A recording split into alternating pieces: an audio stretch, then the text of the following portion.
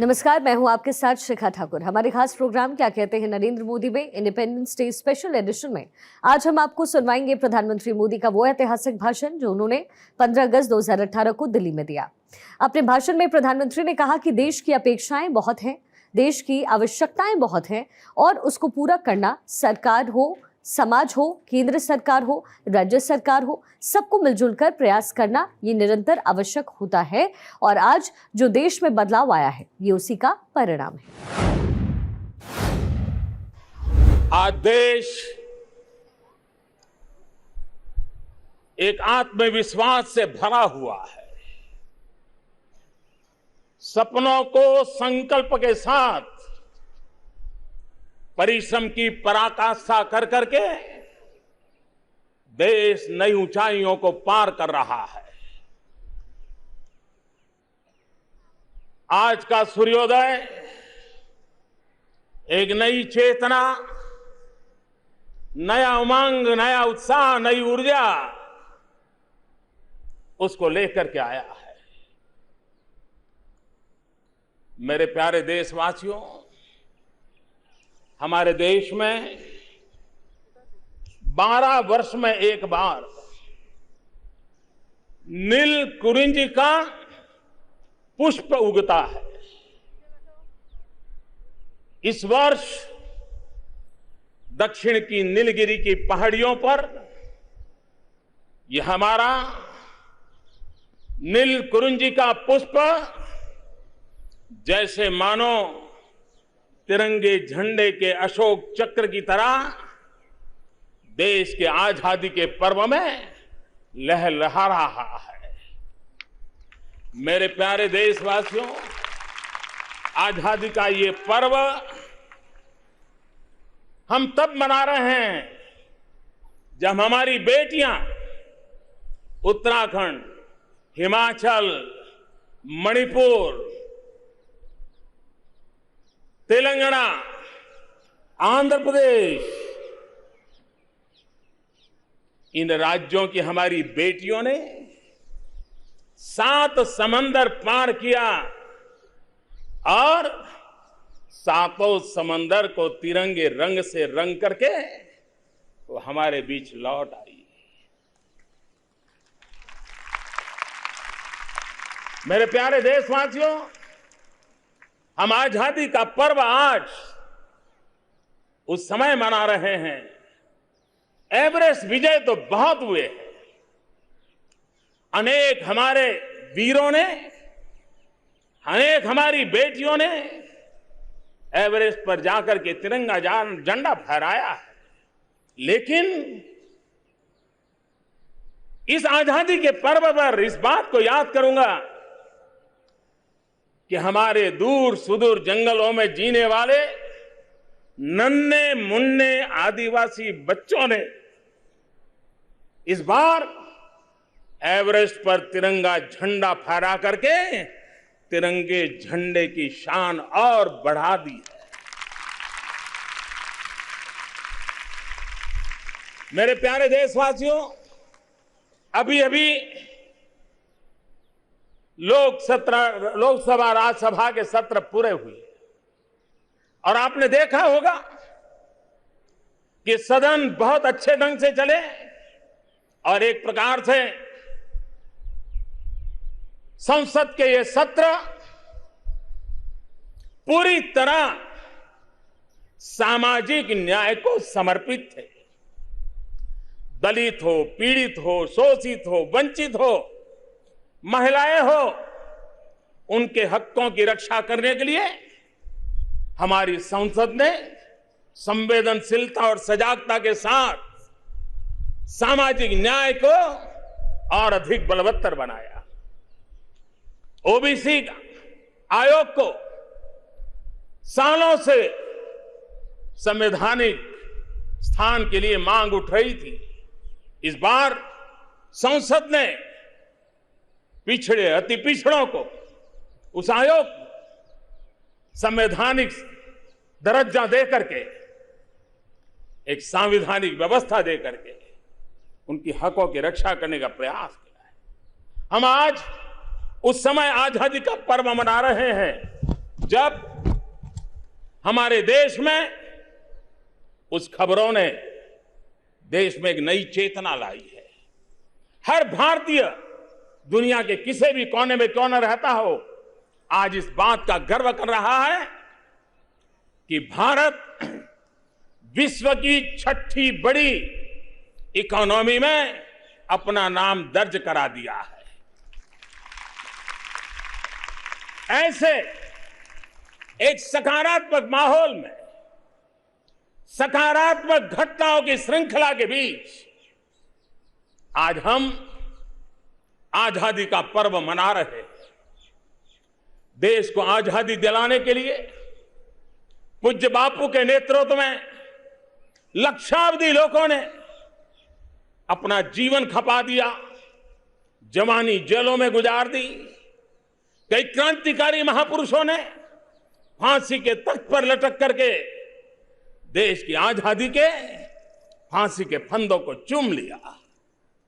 मैं आज देशवासियों की तरफ से आजादी के इन वीर सेनानियों को हृदयपूर्वक नमन करता हूं, अंतरपूर्वक प्रणाम करता हूं।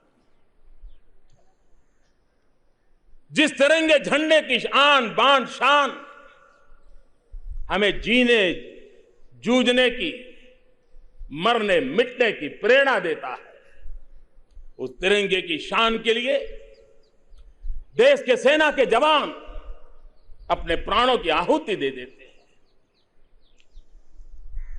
हमारे अर्धसैनिक बल जिंदगी खपा देते हैं। हमारे पुलिस बल के जवान सामान्य मानव की रक्षा के लिए दिन रात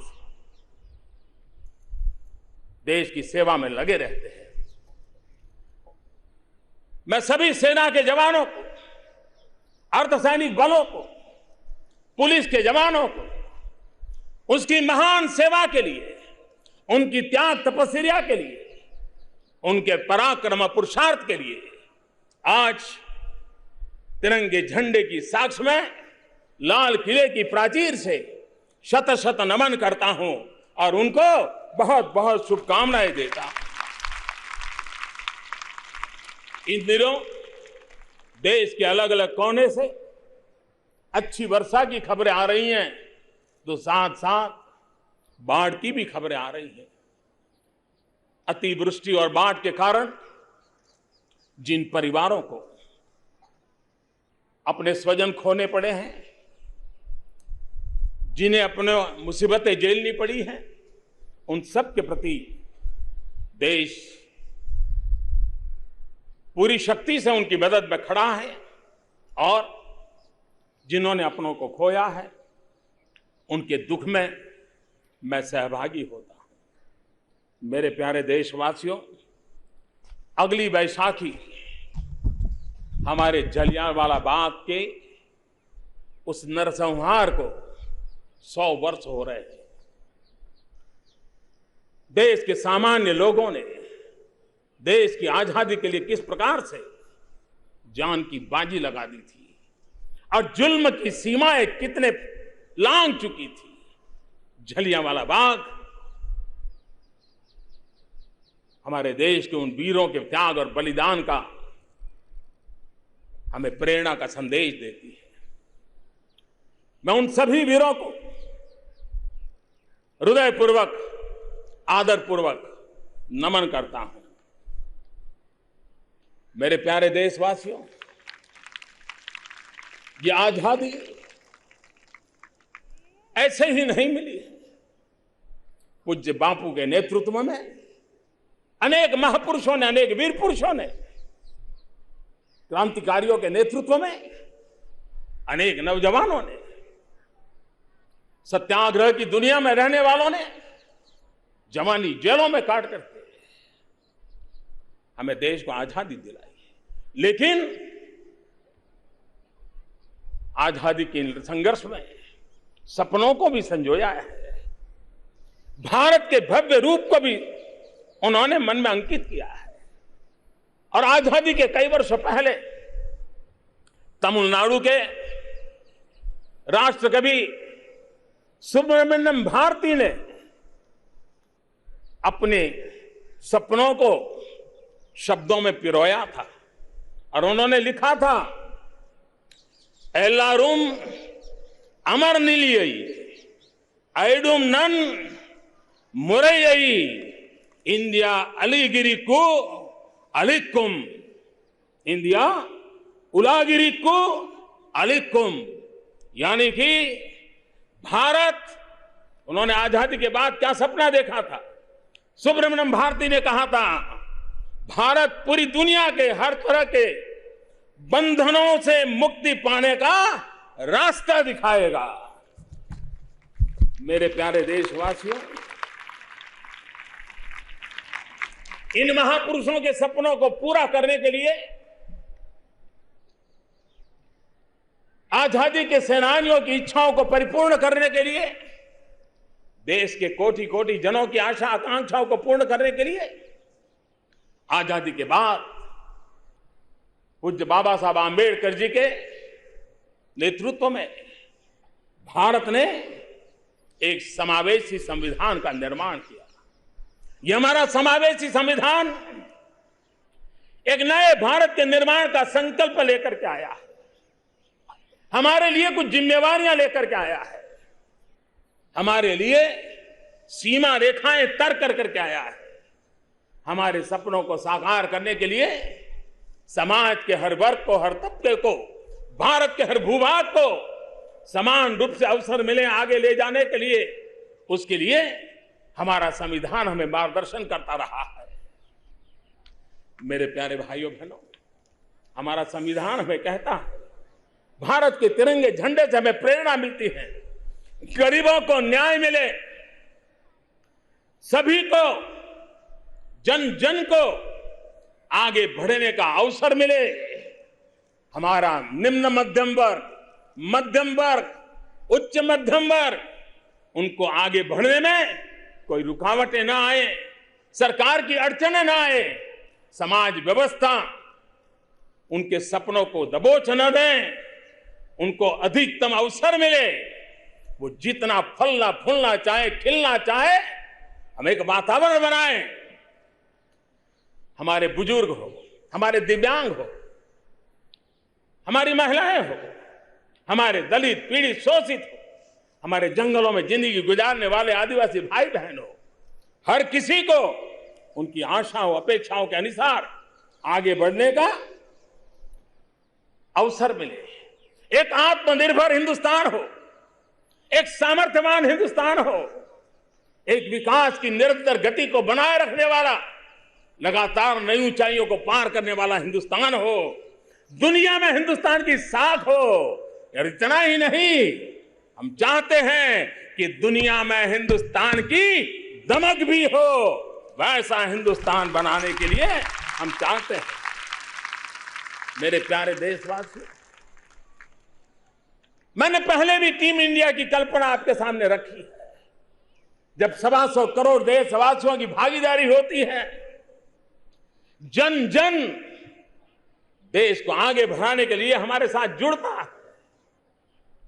125 करोड़ सपने, 125 करोड़ संकल्प, 125 करोड़ पुरुषार्थ जब निर्धारित लक्ष्य की प्राप्ति के लिए सही दिशा में चल पड़ते हैं तो क्या कुछ नहीं हो सकता। मेरे प्यारे भाइयों बहनों, मैं आज बड़ी नम्रता के साथ, बड़े आदर के साथ ये जरूर कहना चाहूंगा कि 2014 में इस देश के 125 करोड़ नागरिकों ने सिर्फ सरकार बना करके वो रुके नहीं थे। 2014 में देशवासी सिर्फ सरकार बना करके रुके नहीं थे, लेकिन वे देश बनाने के लिए जुटे भी हैं, जुटे भी थे और जुटे रहेंगे भी।